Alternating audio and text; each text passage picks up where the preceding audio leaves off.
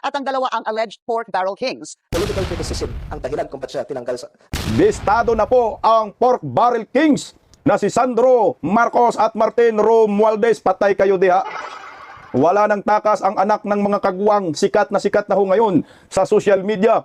Lahat yata ng mainstream media nagpalabas po ng kanilang mga balita, mga content, no, sa social media, YouTube, na itong si Sandro Marcos at si Martin, sila po ngayon ang hari ng pork barrel, anak ng kagwang. Kaya pala, no, lumuluhod yung mga kongresista sa mga impaktong ito.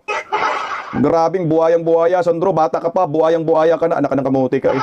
Kaya pala itong si Kiko Barsaga, talagang binanata nila ngayon dyan sa Kongreso. Dahil sobrang ingay ni Kiko eh.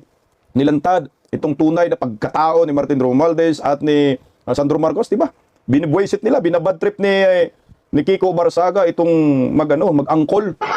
Anak ng kamote. Oh, heto, Congressman Abalos ng Porpes Party List, huli sa kanyang bibig, nadulas sa masamang plano kay Kiko Barsaga. Ano kaya ang kanilang masamang plano?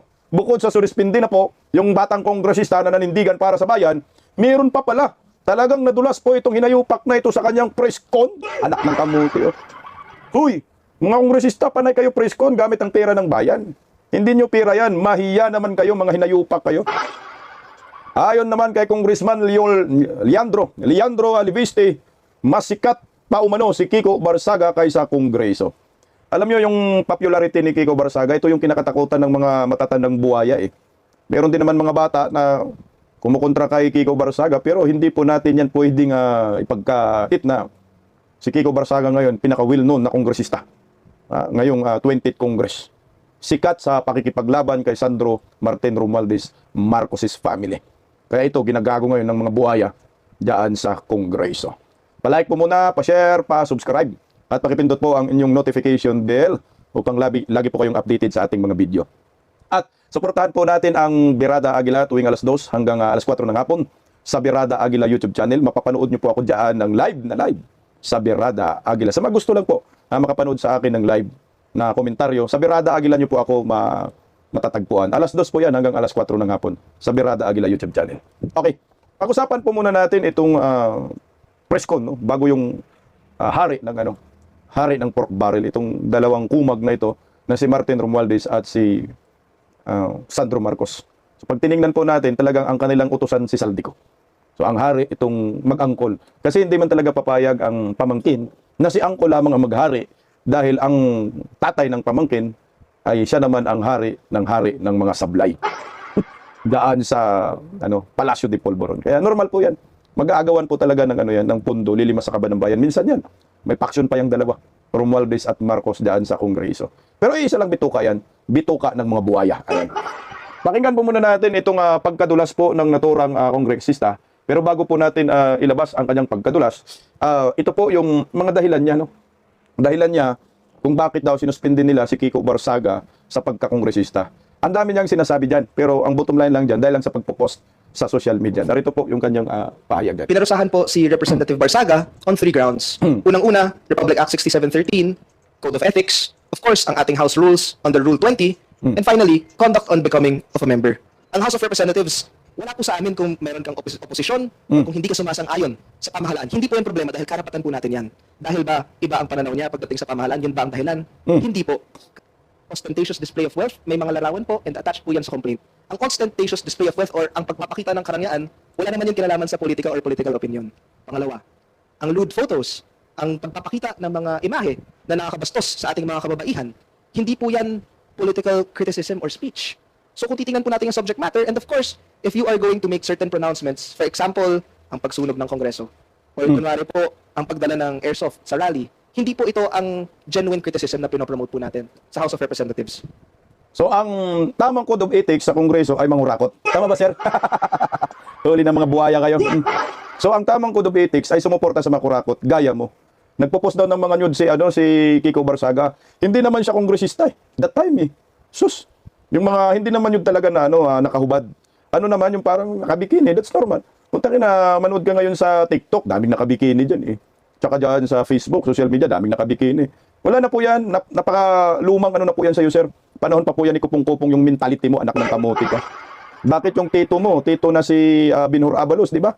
may kasama siyang na babae sa motel talaga yun. Motel o hotel. Hotel yata kasi dami nilang kinurakot sa bayan. Hotel yun.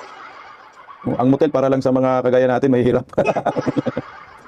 Tsaka hindi ko tanggap yung sinabi mo dahil suspindi siya, dahil yung pinapakita daw, conduct of unbecoming bilang isang kongresista. Ano ba ho yung kanyang pinapakitang ugali? Yung ugali kasi na pinapakita ni Kiko Barsaga ay pagmamahal sa bayan. At nakikipaglaban po sa mga kurakot sa gobyerno. Yan ang maliwanag dyan.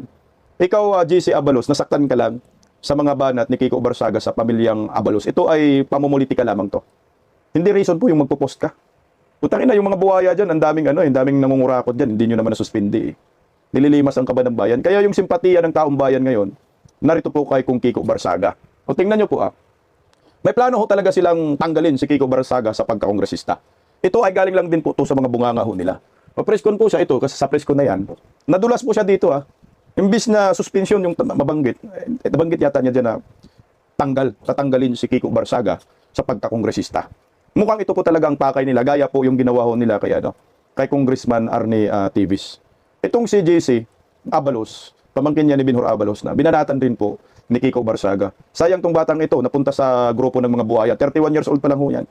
31 years old pero kinain na po ng makalumang sistema ng pangungurakot at pamumuaya sa gobyerno. Nagpagamit tong batang ito. Sa bagay, pag ikaw ay kakampi sa mga bangag admin, talagang matik buhaya ka dyan. Yung amo nila, King and Queen. Kings of Pork Barrel. Dalawa man, kings ito.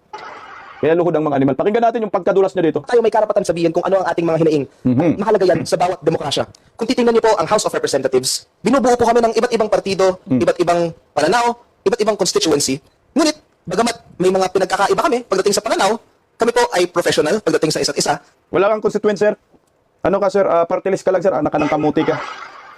Ginamit mo lang yung party list na 4-piece party list. Binili mo lang to, sir. Wala kang constituent, wala kang distrito. Yan ang malinaw dyan. Wala kang tunay na yung parang sektor na pinopromote. Ito ay ginawa mo lamang para maglimas sa kaban ng bayan at makapwesto sa Kongreso. Constituent, walang constituent po. Tuloy. At meron po kaming respeto sa institusyon, pati po sa mga proseso. Ang House of Representatives, wala po sa amin kung meron kang oposisyon o kung hindi ka sumasang-ayon sa pamahalaan. Hindi po yan problema dahil karapatan po natin yan. What we are disciplining. Ulol. Karapatan, sinuspensyon nyo si Kiko Barsaga. Natakot lang kayo kasi nga medyo nag-level up na ang mga banat ni Kiko Barsaga. Bira kong bira, natatakot kayo sa isang kung miyaw. Yan, aminin nyo na lang. Nayupak ko. Is conduct on becoming of a member. Kaya napakahalaga po ng ethics recommendation na na-adopt ng plenary because we have to draw a line between the genuine exercise of freedom of expression, ang totoong freedom of expression, kumpara sa conduct on becoming of a... Tanga mo. Bakit ba yung ginagawa ni Kiko Barsaga, hindi ba yan, freedom, genuine freedom of expression? Anak ka ng kamuti ka, saan ka ba nag-aral, hinayupa ka? Utang ina, sakla po yan ng Bill of Rights, yung ginagawa ni Kiko Barsaga. Karapatan magsalita bilang isang kongresista, hindi kumo ikaw ay kongresistang animal ka, ay bawal ka na bumatiko sa gobyernong naglilimas sa kaban ng bayan at sa mga kasamahan ninyo na markadong mga buhaya. Anak kayo ng kagwang, wag nyong itolerate. Kumanta kayo. Ipasalamat nga kami, merong Kiko Barsaga na matapang na bumabangga sa inyo sa mga puon ninyong markademonyo Yan ay tamang pag-uugali. Kasi ikaw, kongresista ka, kaya nga nandyan ka para mabigyan ng magandang buhay ang mga constituent mo, yung mga sektor na nirepresent mo, dahil ikaw, party list kang hinayupa ka, protektahan nyo ang kaban ng bayan. Kapakanan po dapat ng inyong mga sektor ang inyong iniisip dyan Hindi yung kapakanan ninyong pansariling interest. Anak ka ng kamuti ka, kongresista kang naturingan, dapat nga kayo yung nagpoprotekta ng freedom of expression at freedom of speech. Bakit pa hinayo pag nagiging kongresista itong mga animal na to? An elected official. So to answer your question, dahil ba iba ang pananaw niya pagdating sa pamahalaan, yun ba ang dahilan? Hindi po. Kasi kung titingnan natin ang linalaman, kung genuine political criticism ang dahilan kung ba't siya kung ba't siya sinuspindi sa Kongreso, tingnan nyo kung bakit siya tinanggal. Narinig nyo? Kung genuine ang pag-uusapan, criticism, kung bakit siya tinanggal sa Kongreso, stop tayo dun. Ito na ho ang ating pag-uusapan. O, repeat natin ng konti. ostentatious display of wealth, may mga larawan po and attached. So to answer your question, dahil ba iba ang pananaw niya pagdating sa pamahalaan, yun ba ang dahilan? Hindi po. Kasi kung titingnan natin ang linalaman, kung genuine political criticism ang dahilan kung ba't siya tinanggal kung ba't siya Okay. Kung genuine ang criticism kung bakit siya tinanggal sa pwesto, sa posisyon. Putang ina, nadulas ka, bugok ka. So ito na po yung pinakamalinaw na istorya ngayon Gusto po nilang tanggalin sa pagkakongresista si Kiko Barsaga. Yan po ang malinaw dyan. Genuine criticism po yung ginawa ni Kiko Barsaga. Wala na pong iba. Wag mo nang i-contest. Parte yan ng freedom of expression at freedom of speech. Sinusuppress po ninyo yung karapatang magsalita ng naturang kongresista. Na ngayon, sinuspendin ninyo, pero ang balak palahon ninyo ay tanggalin sa pagkakongresista itong si Kong Kiko Barsaga. At least maliwanag na po ngayon. Nadulas itong bagitong buhayang ito. Kasi kung ano yung nasa isip mo, lalabas yan sa bunganga mo. Kung ano yung plano ninyo, lalabas talaga yan. O ito, panay ka preskon, panay ka salita dyan. So ang resulta, ang plano pala ninyo kay Kiko Barsaga ay sobrang kasamaan at tatanggalin po ninyo sa pagkakongresista. Ito na po yun. Yung game plan nila, ito na po yung kanilang script. So ngayon sa mga taga Dasmariñas, Cavite, papayag ba kayo na itong si Kiko Barsaga ay tatanggalin ng mga hinayupak ng mga kongresista na hindi naman yan bumoto kay Kiko Barsaga at kayo po ang bumoto kay Kiko Barsaga? Aba ho, hindi po pwede yan. Binoto po yan ng mga taga Cavite, Dasmariñas, si Kiko Barsaga dahil alam nila matinong tao yan.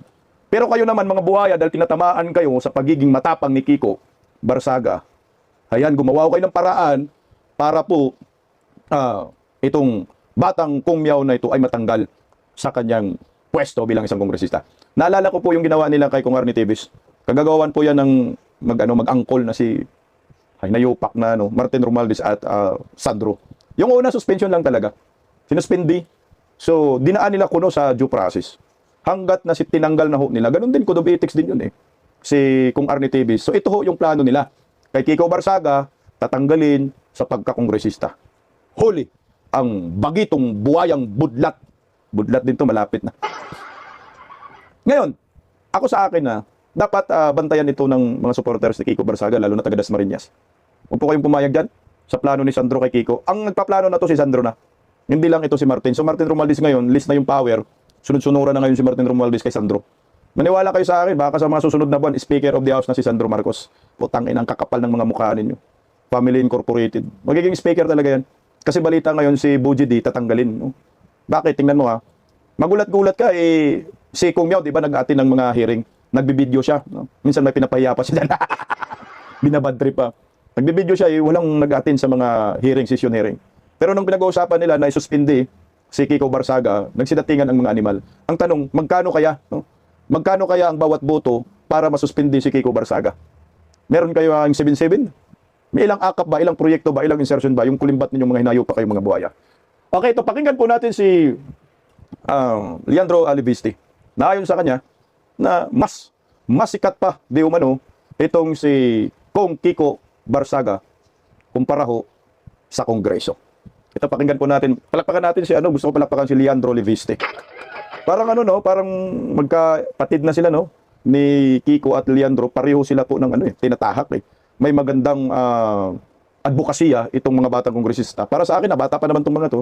Kung ganito naman ang pinapakita nila para sa bayan, deserve para ho sa akin na magiging kongresista maging senador ang mga ito. Linya po kayo kay Vice President Inday Sara Duterte. Sure win po kayo. Hinggan po natin. Na bumuto ng no para po ipasuspende si Congressman Barsaga. Bakit po no ang inyong boto, Congressman? Unang-una, binigay lang sa amin yung committee report sa hapon at si Congressman Barzaga lang ang kasama sa report ng Ethics Committee. Alam naman po natin napakaraming ibang mga kongresista sangkot ngayon sa mga maanomalyang mga proyekto sa DPWH. At actually, nabanggit ko sa aking explanation of vote, nakakahiya na maging miyembro ng Kongreso na mas inuuna pa natin ang Ethics Committee hearing tungkol sa mga social media posts kaysa sa pagpapanagot sa korupsyon sa gobyerno. Pero napansin, Galing. Tama ka dyan, Kong, Ang dami po kasing pwedeng pag-usapan dyan sa Kongreso. Ang taong bayan kasi galit na sa mga kurakot Lantad na mga mukha ng mga buhaya. Alam natin yung mga kongresista kung sino ang mga yan. Bakit? Binigyan po nila ng panahon itong si Kiko Barsaga para masuspindi. Di ba ho nakakahiya Kung ikaw kongresista, putang ina, nakakahiya ho naman Pero malamang yung mga pumunta dyan, may pinangako. Dahil mga absinos man ang mga yan, laging absent Okay, pumunta ka. Sabi siguro ni Sandro, punta ka. Pag hindi ka pumunta, wala kang budget, wala kang alokabol. Napilitan ang mga animal. Tuloy kong kasi namin, Kong, na for the longest time, parang ngayon lang dumami ang tao sa plenary. Kaya nga po ako din na lungkot dahil sa karaniwang araw sa Kongreso, kukunti lang ang attendance. Pero dahil ang requirement para masuspindi ang isang miyembro ay 2/3 of all members voting, dapat pina-attend talaga ng Kongreso ang mga miyembro. Kaya since the approval of the budget on October 13, ngayong araw ang pinakamataas ang attendance sa Kongreso na nagsasalamin na tila napaka-importante na masuspindi si Congressman Barzaga, which shows, I think, misprioritization of the current Congress. Opo, tingnan mo Simula daw ng budget hearing, ay konti lang daw yung pumupunta diyan sa plenaryo.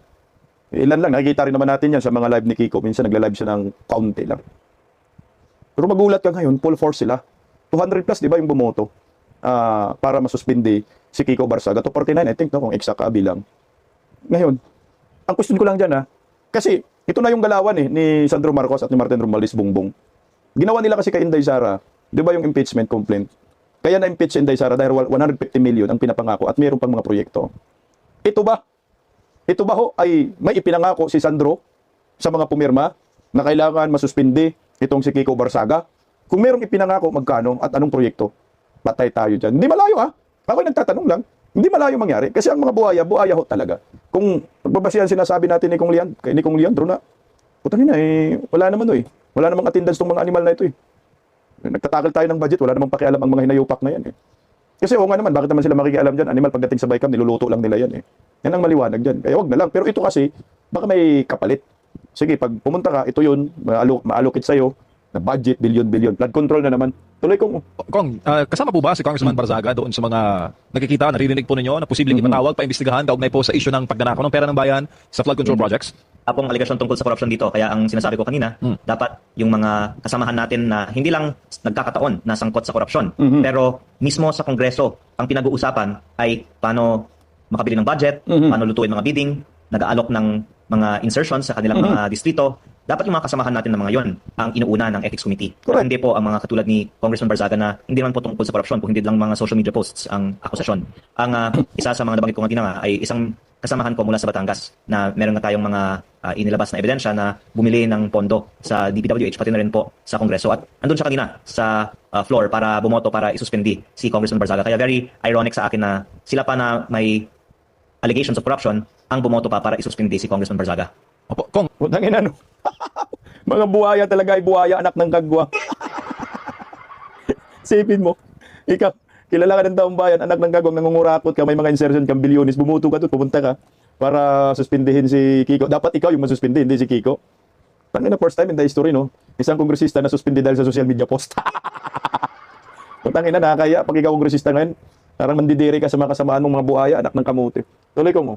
Kong, ano pong masasabi niyo doon sa grounds ng Ethics Committee? Quote-unquote, disorderly behavior daw ang pinapakita ni Congressman Barzaga. Sir.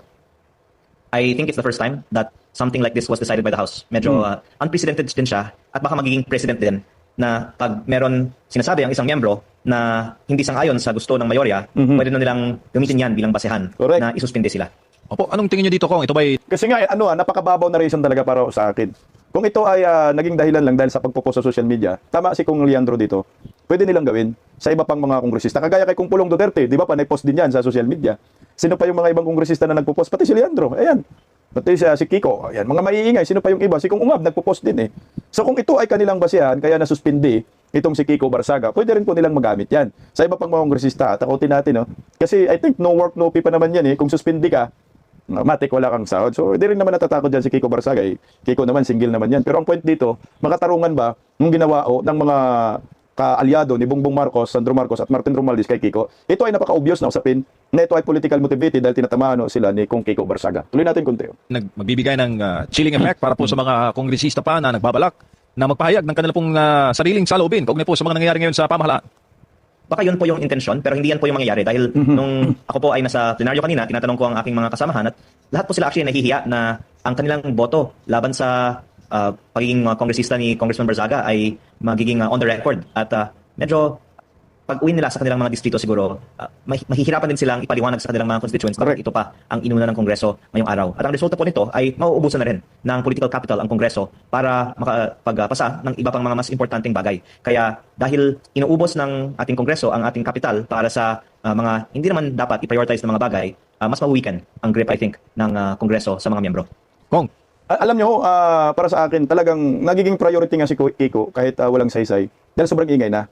Kasi pwede po lahat yan, magkakaroon ng domino effect Mukhang iniiwasan po yan ng Kongreso na maka-influensya pa si Kiko Barsaga ng iba pang kongresista na mag-iingay sa social media. Kasi kung magsikantahan ang mga yan at magsasalita, bagsak lahat itong imahe ng Kongreso. Siguro ang nakikita ko dito, pinagtatakpan lang ng mga kongresista ang kabaluktutan, kalukuhan, pangungurakot ng ibang miyembro dyan sa Kongreso. Lalo ka na abalos ka, animal ka. Lalo na yung isa, yung si Puno na minura ni Guanzon. Yan ang mga yan ay mga bataan po ng Marcos Romualdez demonic, no? Demonic faction. Sila po yan. Na ang hangarin po nila ay maglimas ng maglimas sa kaba ng bayan. Tingnan mo tatamaan rin po sila sa kanilang mga constituent itong ginawa nila kay Kiko Barsaga. Bago natin napagpatuloy si Kong Libiste. Very popular kasi si Kiko Barsaga. Na kahit sa kanilang mga distrito, tatamaan po sila dyan. Mababawasan po sila ng boto sa susunod na mga eleksyon. At talagang makakatikim ho sila ng galit ng mga ordinaryong Pilipino. Kasi oo nga naman, bakit ba tingnan mo, simple lang Bakit ba ho pinag-aksayahan ninyo ng panahon si Kiko Barsaga? Bakit kayo bumoto para masuspinde si Kiko Barsaga? Ano bang reason ho ninyo? For what? Bakit nyo ginigipit? Ang taong bayan nga, galit na ngayon dahil sa korupsyon, di ba ho? Na maraming namamatay sa Cebu, binaha because of corruption. Na ito po yung concern ni Kiko Barsaga. Na dapat nga kakampi kayo. Kung hindi kayo mga kurakot, hindi kayo mga buhaya, wala kayong insertion, kakampi kayo ni Kiko Barsaga. Ito, matapang lang si Kiko kasi alam niya, malinis siya. Wala siyang insertion. Pati ito si Libiste. Sila na lang po ang tumatayo dyan sa Kongreso, wala na akong iba. Tingnan mo, sino po yung lumalaban ng harapan ngayon sa mga kongresista? Si Kiko lang, tsaka ito si Leandro. Pulong, ayan sila. Yung si Marcolita rin. Pero itong mga kaliwang grupo, meron ba? Hindi. Ang nilalabanan nila mga Duterte. Nagiging popular ga itong si Kiko Barsaga, no? Dahil sa kanyang mga pinapakitang katapangan. At nagtawag ng rally, puta ka na, may nag-attend talaga. Pakinggan natin itong uli si Kong Libiste sa pagiging popular ni Kong Kiko Barsaga. Congressman, magandang gabi, si Admar po ito. Sir, ito pong naging mga pahayag ni Congressman Barsaga po. Hindi po ba ito, kumbaga parang karapatan din niya bilang Pilipino, kalayaan sa pamamahayag at naging balat sibuyas lang yung iba dyan po sa mga kasamahan ninyo sa Kamara po, Congressman? Opo, at yun din ang sinabi ko noon nung tinanong ako tungkol sa aking opinion kay Congressman Barzaga na may kasabihan po si Voltaire na I may not agree with what you say but I will defend to my death your right to say it, na ang free speech ay napaka-importante. At baka kaya din importante na i-suspend si Congressman Barzaga para magkaroon ng, sinabi nyo kanina, chilling effect sa mga may gusto ng free speech. Pero I think history will prove naman na we are on the right side of advocating for free speech kasi ang mga mamamayan naman ay may critical thinking to determine that it's really ridiculous to suspend someone over social media post, especially in light of much more serious issues. Opo, at siya din po ay binoto ng taong bayan, ng kanyang mga kadistrito. Hindi rin po ba ito parang pagtatanggal sa kanila ng boses din na dyan, na napaka ano lang naman niya. Itong issue naman na napag-uusapan with Congressman Kiko Barzaga, ito din naman yung sentro ng diskusyon ngayon, lalo na sa social media ng taong bayan, Congressman. Hindi lang siya sinusuportahan ng Dasmariñas, sinusuportahan siya ng buong bansa. Correct. I think masasabi natin na mas popular si Congressman Barzaga kaysa sa Kongreso. Kaya Stop muna tayo doon. Tama. Ngayon di ba, ganito, nung una, siyempre, hindi naman si Kiko Barsaga talaga maingay na time, no? Pero nung tumutok na po yung mga corruption issue, umingay na si Kiko Barsaga. At siyempre, alam ko, suportado siya ng mga taga-Dasma, Riñas. Tama ka dyan, kung Libiste, hindi lang taga-Dasma ho ang sumuporta ngayon kay Kiko, kundi buong Pilipinas, kung saan mayroong mga Pilipino, pati mga OFW. Kaya agree ako dito kung sa sinasabi mo na mas sikat pa itong si Kiko Barsaga kumpara sa Kongreso. Yan ang maliwanag. Tumayo ho siya. Kasama ka na dyan, Libiste, kasama na rin ho yan. Nagiging sikat. Pati si Marcolita. Kasi ang mga Pilipino ngayon, naghahanap ng kakampi. Yan ang maliwanag dyan. Naghahanap ng kakampi ang mga Pilipino. Sino ba yung pwedeng kakampi namin sa laban kontra korupsyon? Kasi merong mga kaliwa, sumisigaw. Pero ang kanilang mga sinisigaw ay sigaw sa hangin. Kaplastikan. Pagkukunwari, hindi totoo. Kaya kagaya ako, naghanap talaga tayo ng kakampi. So itong mga to, alam natin na kung makalaban sa mga kurakot sa gobyerno at binibihisan nila, tinatanggalan yung mga maskara, siyempre sumuporta tayo dyan. Kasi yun naman ang advokasya natin. Malaman ang katotohanan kung sino talaga ang utak ng lahat ng paglilimas sa kaban ng bayan. Kahit alam na natin, pero siyempre hindi naman po pwedeng manggaling sa atin yan, kundi mas maganda manggagaling sa kanila kasi nga mas malawak ang kanilang impluwensya at lalo na ngayon, pinag-uusapan sila sa social media. Kaya malaki po yung malaki po yung impact ni Kiko Barsaga at tinamaan talaga itong gobyernong Marcos, mga kongresista kay Kiko. Nasapawan sila. Yung Kongreso, sikat din naman. Sikat sa pangungurakot. Kaya yan. Siyempre tayo, mamili ka lang naman sa dalawa. Saan ka makakampi?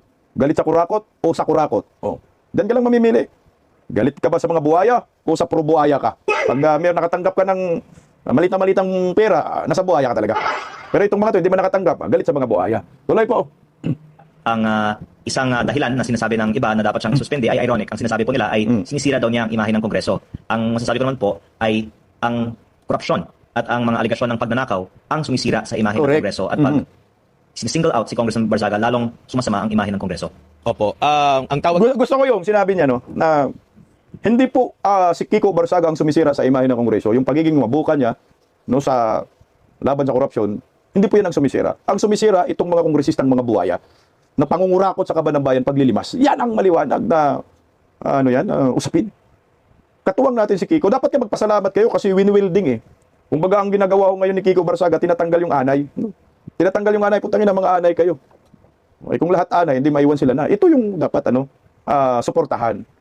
Tuloy, sir. Tawag din po sa inyo sa Tagalog, mambabatas, sa Bisaya, magbabalaod. Kumbaga ang priority po ninyo is magpatupad po ng batas. Pero kapansin-pansin doon sa mga video, di ba, mahilig mag-post ng video si Congressman Barzaga during sa budget deliberation, napuna nga niya na talagang halos bakante. Maraming absent dito po sa mga kongresista pagdating po sa pagpapanukala ng batas. Kagaya po dito, mahalaga po ito, budget. No? Dahil sa kahit na ang dami-daming mga nagbubusisi sa budget, meron pa rin mga nakakalusot po na mga kaya nga na nagkakaroon ng issue po sa corruption. Tapos, ito ba ay napansin nyo rin? First time ba, nabagit nyo ito kanina na biglang dami yung bilang po ng mga kongresista. Ito ba ay pang ilan na pong ganyang klase ng attendance? Kasi matagal na pong tapos din yung inyong deliberasyon sa budget po, Congressman. Ito po ang pinakamataas na attendance mula sa pag-aproba ng budget noong October 13. So, kumbaga parang kasing bigat pala ng pagpapasa ng budget ang pagpapasuspende dito kay Congressman Leviste. Congressman Barzaga po, Congressman Leviste.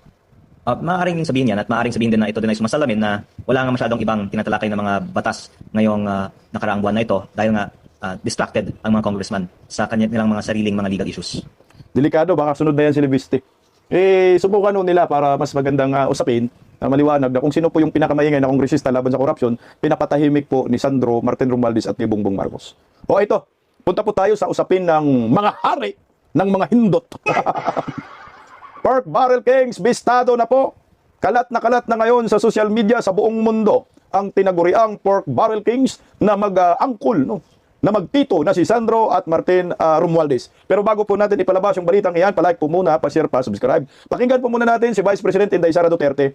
Dahil alam naman ho natin si Vice President Inday Sara Duterte ang pinakaunang nagsiwalat na ang may hawak lamang ng budget ay si Martin Romualdez at si Saldico. Ngayon, dahil si Saldico ay nawala na, ito na, yung dalawang magpinsa na talaga ang humahawak ko ngayon ng budget sa kaban ng bayan. Pakinggan po natin si Vice President Inday Sara. Suporta lang po kay Kiko Barsaga kasi malamang ito rin po ang isa sa mga dahilan kung bakit ginigipit ngayon si Kiko Barsaga dahil alam na natin, pro Inday Sara si Kiko. Pakinggan natin. At gusto ko lang ipaabot doon sa mensahe yung pagsuporta ako kay Congressman Kiko Barsaga, lalong-lalo na sa kanyang karapatan sa malayang pamamahayag at salita. No, na protektado yun ng Constitution at lahat ng Pilipino na mayroong karapatan. Freedom of speech na to. Yes, so it's an assault to democracy. Hindi lang yung kaso ni Congressman Kiko Barsaga, no? Madami pa yung mga finailan ng inciting to sedition. Isa na ako doon. Meron akong case under investigation for inciting to sedition. So, nakakalungkot kung bakit umabot na tayo sa ganitong estado sa ating bansa na hindi na nirerespeto yung Freedom of expression. Bill of Rights natin under the Constitution. Ma'am, ano pong mensahe mo kay Antiquary kung tatatanong kanina? Sa statement mo na Rudy and Guglielmi. Na? Rudy and Guglielmi. Kanina lang na. Meron kang statement about siya. Nagtatawanan ka ni Antiquary. Wala na yan na sinasabi ko lagi, no, na wag na natin i-carry kung ano yung sinasabi niya. Kasi unang-una, wala naman siyang maayos na sinasabi.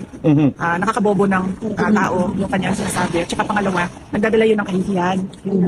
Lalong-lalo na kapag nagsasalita siya na nandun yung seal ng Office of the President. Kasi nakikita yun ng buong mundo.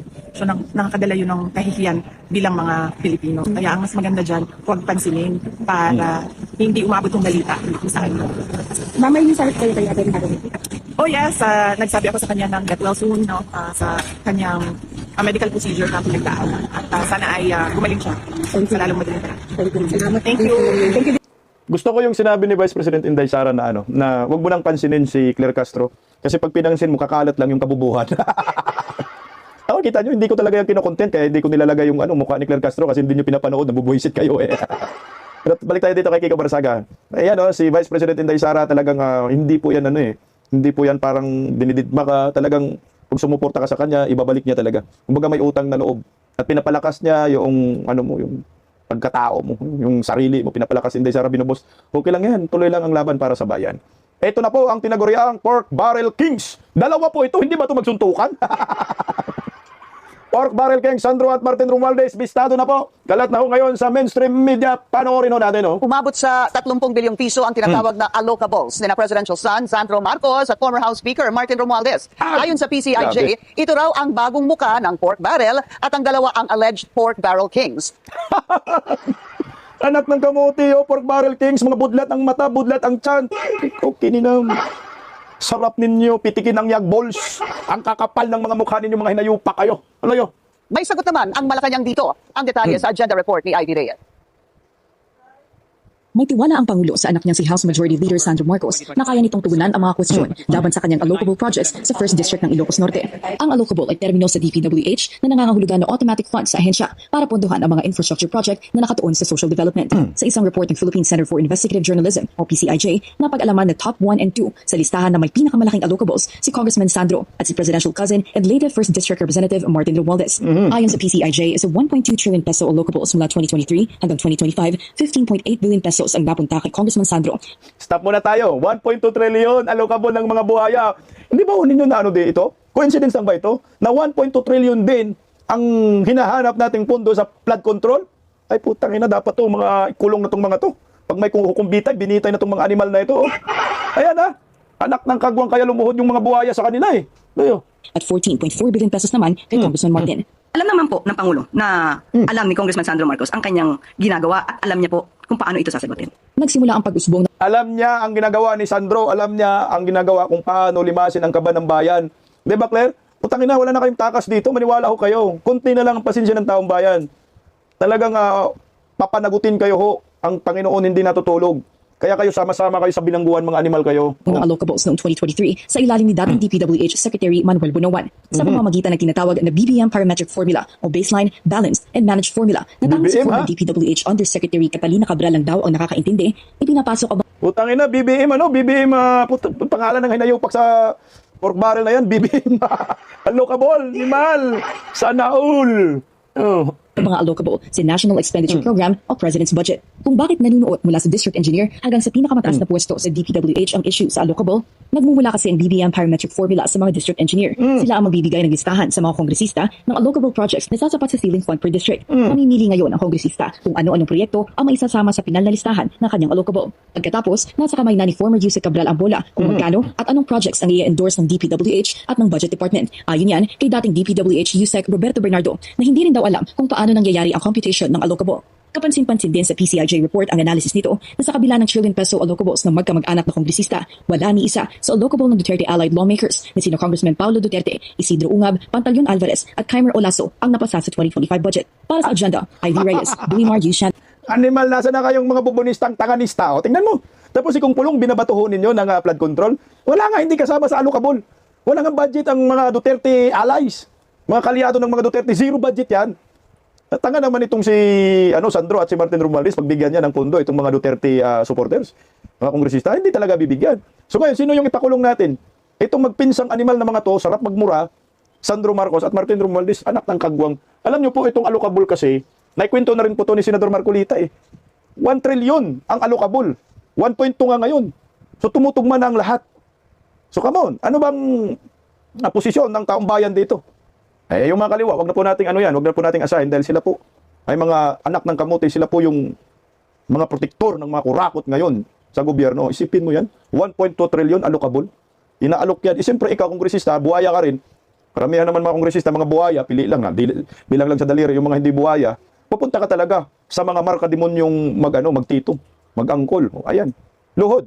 Bumoto kay Kiko. Ayan, luhod, boto ka. Wala kang allocable. Trillion 1.2 trillion. So ilang bis na ginawa nila simula pong naupo si Bongbong Marcos, 1.2 trillion anak ng kagwang. Na ngayon daw ay mas lumala pa ang insertion ayon kay Kong Livisti. Putang ina, ito pakinggan natin. Napag-uusapan po itong budget po natin, Congressman. Nagkaroon ng pag-question doon po. In fact, umabot pa nga sa Korte Suprema yung pag-question doon sa 2025 budget. Dito po sa 2026, meron po bang mga kapuna-puna dito, Congressman, sa inyo pong panig sa pagbusisi po ng budget? Magandang tanong po yan. Actually, ang basehan ng 2026 budget ay pareho pa rin sa basehan ng mga nakaraang mga budget. At yun po yung formula ng allocable at non-allocable ni dating DPWH Undersecretary Catalina Cabral. Ibig sabihin po, ang bawat congressman ay may alokasyon ng, sabihin na po natin, pork barrel na siya po ang pwedeng pumili ng mga project. na minsan nangyayari din na sila din po pili ng mga contractor para sa kickback. At pinalitan nila yung mga flood control. Pero meron naman po ngayon mga roads, iba pang mga slope protection, mga maanomalyang klaseng proyekto. Kaya hindi po natin masasabi na nabawasan ng korupsyon sa 2026 budget. Ginawa lang po ng paraan para hindi masyadong halata na. At nakakalungkot nga po na pagkatapos ng lahat ng mga protesta laban sa korupsyon sa DPWH, may lutuan ng bidding at may bentahan ng budget pa rin para sa 2026 budget. Maliban pa ito sa mga Puta, so kinupya lang, no, yung 2025 ng Pork Barrel Kings na si Sandro at si Martin. Ganun pa rin, kaso ang naiba, walang flood control kasi nabibisto sila sa flood control saan? Sa mga kalsada. Wow! Bangag ka talaga, animal. Diyos ko, tuloy kong. nabulgar din na maging yung mga pagpili ng magiging mga district engineer o yung mga opisyal dyan sa mga DPWH offices natin sa ground, may say din pala yung ibang mga kongresista din dito. Tama po ba ito? Or sa inyo pong monitoring po, Congressman? O hindi lang po sa district engineer, pati sa contractor. Kaya yan nga po ang paraan na pwedeng kumita ang isang proponent sa isang proyekto, kaya pinag-aagawan ang mga insertion sa budget. At ang isa nga sa lumalabas din, meron po tayo kasing ebidensya na nakalap mula sa DPWH, ay meron talagang mga listahan ng mga proponents para sa mga proyekto mula pa sa DPWH National Expenditure Program, na hindi lang congressman at senador ang proponent, kung hindi pati mga miyembro ng ehekutibo kasama ang mga sekretaryo at undersekretaryo. Kaya ang insertion sa budget ay talagang worse than what the public knows, at ang mga sinasabi na transparent ngayon ay hindi po totoo. Kasi kung maging transparent ang DPWH, ilalabas po nila ang listahan ng mga proponents ng mga insertions. Opo. Puto, mas lumala. Naging kalakaran na po sa Kamara, sa Kongreso, sa Senado, sa mga kongresista na yung nababanggit niyo po na nagkaroon ng alokasyon, may pork barrel kumbaga. No? In fact, meron ng desisyon dito ang Korte Suprema na unconstitutional nga. Pero sa tingin niyo po ba, sa ilalim ng konstitusyon or may mga batas tayo, na pwede naman na hindi isingit or pwede nang kumbaga hands off ang mga kongresista rito, na kumbaga purely ang trabaho lang talaga ay ang paggawa po ng batas. Kasi ang nakikita din po ng ilan sa mga kritiko is diyan nagmumula kasi yung hihingi ng pabor, makapangyarihan si congressman sa kanyang distrito, maglalagay po doon ng mga proyekto, kaya yung minsan dadaan talaga sa congressman, hihiling sa congressman. Pero sa ilalim po ba ng konstitusyon, ito po ba ay pinaka-main trabaho ng mga kongresista na magpatupad ng mga proyekto sa kanilang mga distrito, or mas mainam po ba para maiwasan na po talaga yung korupsyon, alisin ito sa kapangyarihan, kung ito man ay kapangyarihan ng kongresista po, sir? I fully agree na hindi natin maiwasan na makikialam ang mga congressman sa mga projects sa DPWH hanggat sila ang nag-aaproba ng budget ng DPWH. Kasi noon, post-enactment. Ngayon naman, naging bycam. Pero sa 2026, ang ginawa nila sa National Expenditure Program na nagmumula pa sa DPWH, isinisingit na ang mga proyekto. Para hindi halata, inaabot mo na lang sa DPWH yung listahan at pinapanggap ng DPWH na galing sa kanilang mga planning engineers ang mga proyektong ito. Pero galing pala sa mga buaya, anak ng kamote. Ito na, lumalabas na yung may utak ng pork barrel, itong dalawa. Tito na si Sandro Marcos at si Martin Romualdez. At pag pinagbasihan natin, yung sinasabi ni Kung Leandro Libiste, mas lumala pa pala. No? Mas lumala pa kasi mas malaki po ang budget ngayon. Ngayong 2026 na pinag-uusapan, almost 7 trillion. So kung yung allocable noon na 1.2 trillion na hawak ni Martin Romualdez at Sandro, nasabi ni kinupya lang daw. So malamang, mas mataas pa. Baka mag-all out sila, yung allocable, gawin nilang 2 trillion. So ang masakit nito, yung 2 trillion na yan, puro mga ghost projects yan. Walang magagawang proyekto. Tingnan mo sa flood control. Meron man siguro proyekto poste lang. Kasi mga insertion yan, yun yung allocable. Insertion na ginagawa ho ng mga kurakot sa gobyerno. Itong nasa kongreso. So ang may utos yan, Martin Romualdez, Bongbong Marcos, Sandro, so yung tatlo. So para makapagmaniobra sila ng maayos, para sa akin lang ito, na teorya ko lang ho. Kasi nga, malapit na yung eleksyon ng 2028, malamang uubusin talaga nila yung kaban ng bayan. Si Bujidi, baka mukhang mapalitan na ho ito, si Sandro yung papalit. So si Sandro yung magmaniobra na ngayon ng budget para sa kanilang mga kaalyado, para sa 2028 presidential election. Ganun ngayon ang pinakaplano ho nila. Wala naman sila, sira naman sila sa taong bayan, wala nang buboto dyan. Sira ulo na lang ang buboto dyan. Sandro Marcos, Martin Romualdez, mga pambato ni Bongbong, putang ina. Mga may sayad na talagang Pilipino. So ito na po yung pinaka-latest na balita ngayon sa paglilima sa kaban ng bayan. So itong pork barrel na ito, siyempre, permado ni Bongbong yan, di ba? Yung GAA. Hindi naman magiging ganap na batas kung hindi pumirma si Bongbong at kung hindi binasa. Pinag-uusapan nila yan. Sabay kam. So yung mga kongresista humihingi, di ba, siniwalat ni Tubit Tiangco, na tao rin ni Bongbong pala to. Tao naman talaga ni Bongbong Marcos si Tubit Tiangco. Gusto lang nila sirain si Saldico at si Martin para gusto niya maging speaker. Pare-pareho lang mga dugo na yan pala. Mga magnanakaw. Di ba yung small committee, yung parang may portal sila. So doon yun. Kaya lahat ng mga kongresista ngayon, luhod kay Sandro at kay Martin Romualdez. So si Martin Romualdez hindi na naka-front. Dahil, siyempre, pinangalanan na siya ni Saldico. So, ang magpo-front na ngayon ay si Sandro. Si Sandro na. So, si Martin nasa likod na lang yan, pati si Bongbong. O, ano na lang, pamangkin, birahin mo na ng birahin, ha? Trilyonis yan, 2 trilyon yan, hati-hati tayo. Ang tanong, Papayag ba ang taong bayan na hindi managot itong Marcos Romualdez faction na marka demonyo naglilimas sa kaban ng bayan? Putang ina, ang tatanga nating mga Pilipino. Kung tulog pa rin tayo ngayon, magpakatanga pa rin tayo ngayon. Kaya tama yung mga sigaw ng mga DDS, Bongbong Marcos resign. Kung may delikadisa ka at kung mahiya ka pa, mag-resign ka.